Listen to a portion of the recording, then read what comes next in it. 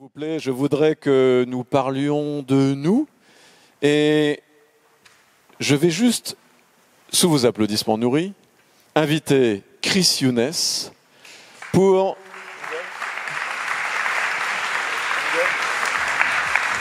Merci beaucoup.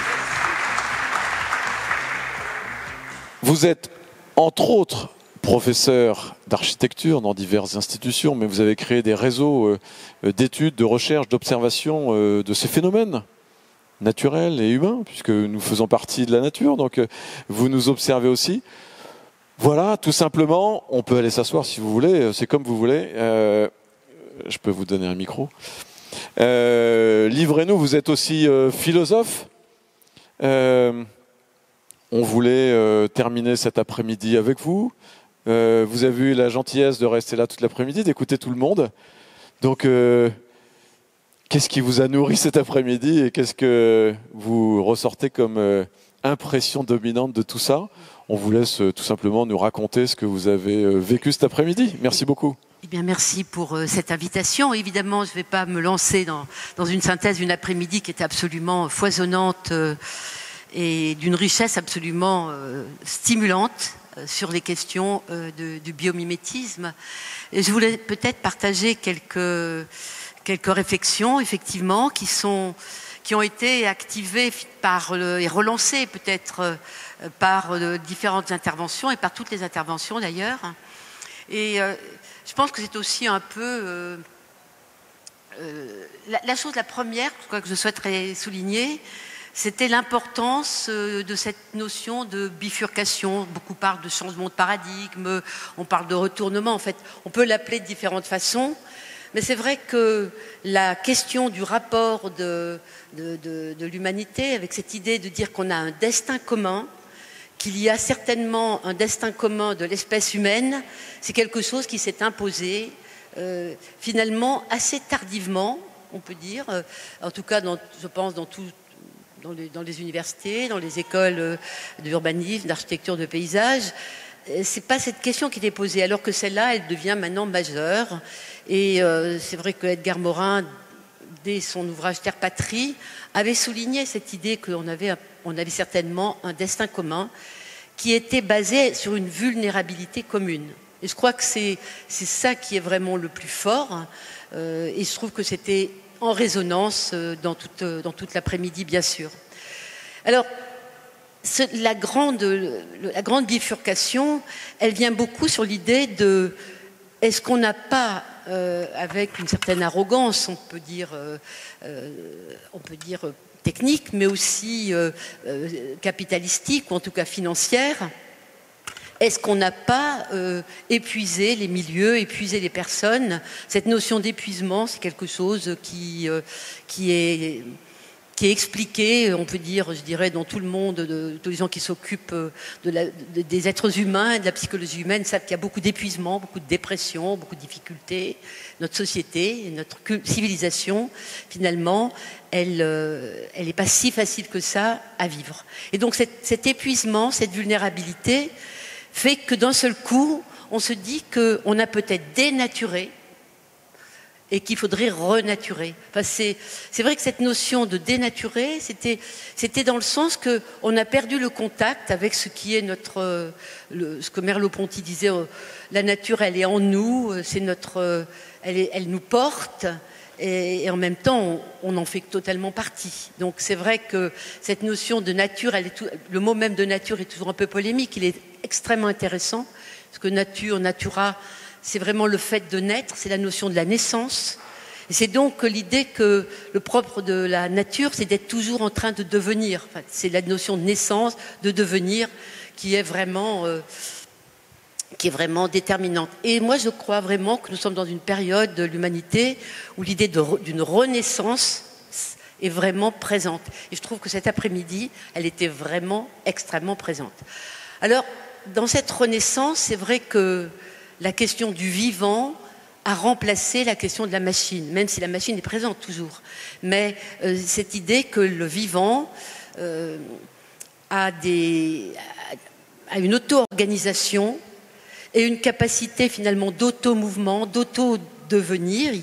il y a quelque chose qui reste extrêmement puissant et mystérieux dans ce qui fait le vivant et de ce qui fait qu'un vivant vit une certaine durée, mais pas seulement ça, c'est qu'il se reproduit, qu'il se perpétue d'une certaine manière. Alors cet après-midi, et ça je trouve que maintenant dans les écoles d'architecture, de paysage, depuis toujours je pense, mais en tout cas dans l'urbanisme, et je crois que tous ceux qui travaillent sur la transformation des milieux habités, il y a le fait que dès qu'on dit vivant, on parle d'écosystème, hein, c'est un mot qui a été largement repris, mais ça veut dire que toutes les formes de vie sont interdépendantes, c'est un mot qui était dit, elles interagissent, on peut dire l'animal, le végétal, l'humain, mais en même temps, elles coévoluent. Et je trouve que cette notion de coévolution est très, très, très importante. Et peut-être qu'elle était, je trouve, souvent très sous-jacente dans beaucoup d'interventions. Et elle reprend, en fait, tous les travaux qui ont été lancés au XIXe siècle, notamment par Darwin. Mais finalement, cette notion de coévolution fait que la façon, et au fond, je pense que la question qui est lancée en ce moment, je vais essayer d'être courte parce que c'est la fin de la journée, je me suis dit j'étais folle d'avoir accepté d'intervenir comme ça en finale, mais c'est pas grave, je suis toujours un peu folle, et je suis démens, comme disait, et pas seulement sapiens, peut-être un peu les deux. Alors, cette idée que dans la Biennale d'architecture cette année, ce qui est lancé par ce prof du MIT, c'est de dire comment vivre ensemble. Et je trouve que cette idée de vivre ensemble, de comment vivre ensemble, évidemment, renvoie au fait qu'on doit être capable de vivre ensemble. C'est une covivence, il y a même un mot comme ça qu'on dit, vivre ensemble, la symbiose, c'est une covivence. Hein, on est interdépendants, on vit ensemble, et c'était souligné. Mais je pense que la question des synergies, la façon dont on travaille ensemble, dont on rêve ensemble, dont on décide ensemble, de ce que l'on veut ensemble, elle est vraiment déterminante. Et c'est pas un hasard si la Biennale du design de Saint-Étienne, la dernière Biennale, avait insisté sur trouver des terrains d'entente. Trouver des terrains d'entente, je pense que dès qu'on travaille sur la question urbaine, la question finalement, je dirais, rurale, la question des établissements, des installations, je préfère même d'ailleurs dire installations humaines, dans leur précarité et en même temps dans leur capacité quand même à se perpétuer à travers le temps, dans la transformation, dans l'adaptation. Trouver des terrains d'entente, c'est, je pense, évidemment, le grand enjeu. Et ces terrains d'entente, ils vont se baser bien sûr sur la connaissance, la science, et on a vu tous les apports qui sont nécessaires pour comprendre le vivant, pour reconnaître les propriétés du vivant, les conditions de possibilité de la vie. Mais c'est aussi toutes les dimensions qui font finalement, qui accompagnent l'humain depuis le début. Ça a un rapport avec l'éthique, avec l'esthétique, avec le politique, puisque faire société, c'est forcément travailler avec ces données-là. Alors, c'est vrai que c'est intéressant de se dire comment est-ce qu'on habite, comment les animaux habitent. Regardez les termitières, les fourmis, on va voir les fonctionnements pour travailler avec les éléments, l'eau, l'air, on peut dire le feu, les énergies. Mais il y a aussi tout ce qui relève finalement des valeurs qui ne sont pas simplement raisonnées ni raisonnables. Et je pense que c'est vraiment notre chantier commun. En tout cas, c'est celui que vraiment je travaille avec mes étudiants, que ce soit dans l'école d'architecture, mais aussi dans les travaux de thèse. C'est le fait qu'il faut qu'on arrive à inventer, à imaginer d'autres récits, d'autres possibles. Parce qu'en fait, c'est des récits qui font qu'on va pouvoir vivre ensemble en tant qu'humains. Et donc avec les autres formes de vie, puisque évidemment cet élément est très présent. C'est pour ça que je crois que les jeunes générations, en tout cas je constate avec mes étudiants, ils sont passionnés, c'est vrai, par tout ce qui a été inventé, qui apparaissait un peu utopiste à une époque. Je pense par exemple aux travaux de Jacques Rougerie, par exemple, mais beaucoup d'autres évidemment. Ils sont intéressés par tout ce qui explore des milieux de vie et des possibilités de vivre d'une autre manière. Alors on a vu des grands listings, on s'en sortira jamais de tous ces listings, parce qu'on ne pourra jamais appliquer tous les listings. Mais je pense qu'il y a des évolutions qui sont très fortes, c'est sur l'importance de la situation, puisque tous les travaux finalement des chercheurs mettent en évidence que la nature a exploré plein de possibilités. Beaucoup de choses se sont perdues en chemin, beaucoup de formes de vie ont disparu, parce que, évidemment, elle a une profusion de créativité, de naissance, elle va donner naissance, et elle peut donner aussi la mort sans problème. Je pense que la communauté de destin que nous avons, nous, en tant qu'humanité, dont nous avons pris conscience aujourd'hui, qui avait été lancée au XVIIIe siècle avec les Lumières, notamment par Kant, il n'y a pas très longtemps, cette idée qu'on appartient finalement, on est une espèce, qu'on arrive à vivre ensemble, elle va forcément s'appliquer, ça a été souligné, par les diversités, et c'est les lieux, c'est la diversité des lieux, des espaces, des climats, des conditions de vie, qui finalement va nous permettre certainement de vivre ensemble dans cette pluralité. Et c'est pas moraliste de dire ça, c'est un état de fait. Le propre de l'humain, certainement par rapport à la fourmilière, c'est qu'il a des façons d'habiter la Terre extrêmement diverses. Elle n'a pas du tout la même suivant les climats, suivant les religions, suivant les convictions. Donc c'est cette diversité qui est là. Et donc cela signifie que, moi je suis intimement convaincue, beaucoup parlent des mesures basculantes, ou du point de bascule, enfin, c'est un mot qui vient, en tout cas il y a une bifurcation, les choses se transforment, elles se métamorphosent vraiment, et je crois qu'on est dans une situation où on est désorienté, où on est troublé, et où personne n'a vraiment un modèle pour l'ensemble, et c'est pourtant l'ensemble qui est en jeu.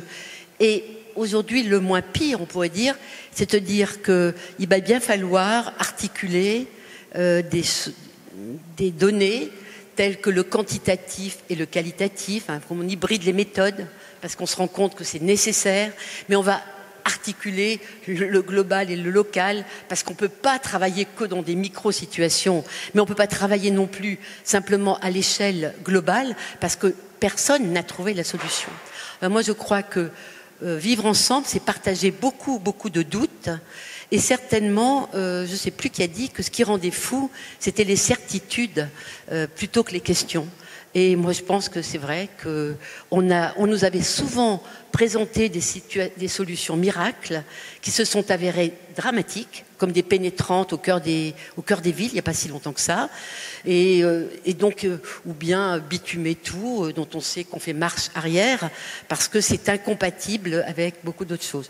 Donc voilà, moi je voudrais en tout cas vous remercier de nous avoir donné l'occasion d'entendre autant de pistes de travail, de recherche, de nous avoir montré aussi cette dynamique est en jeu autour d'une renaturation, qu'elle soit ordinaire ou assez exceptionnelle, mais où on cherche vraiment une affinité, une synergie entre la nature et la technique. Et du point de vue étymologique, c'est vrai qu'en philosophie, le langage est très important. Et je pense que le langage, c'est quelque chose qui nous relie beaucoup en tant qu'humains. Et des langages, parce que c'est vrai que c'est le pluriel des langues comme le pluriel de la biodiversité, des biodiversités et des installations humaines.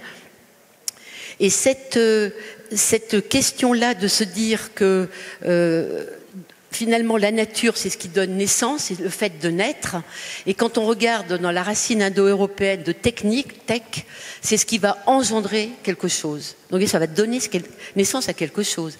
Donc c'est vrai que arriver à trouver des synergies qui seraient des synergies heureuses, des synergies positives, au sens qu'elles sont positives pour la vie humaine, et la transmission, c'est essentiel. Parce que je pense que c'est peut-être le mot sur lequel je voudrais terminer, c'est je pense que ce qui a été le grand apport finalement du rapport Brundtland lorsqu'il est sorti en 87, finalement qui était une certaine recherche d'un contrat social à l'échelle de la planète qu'on n'a jamais eu auparavant. On a constaté tous les dégâts des activités humaines, mais il y avait quand même l'idée que si on arrive à se parler, à avoir des controverses, des conflits, des débats, eh bien on va peut-être arriver à possibiliser de nouvelles voies qui sont devenues absolument cruciales. En tout cas, merci beaucoup. Merci beaucoup, Chris Younes. Merci infiniment.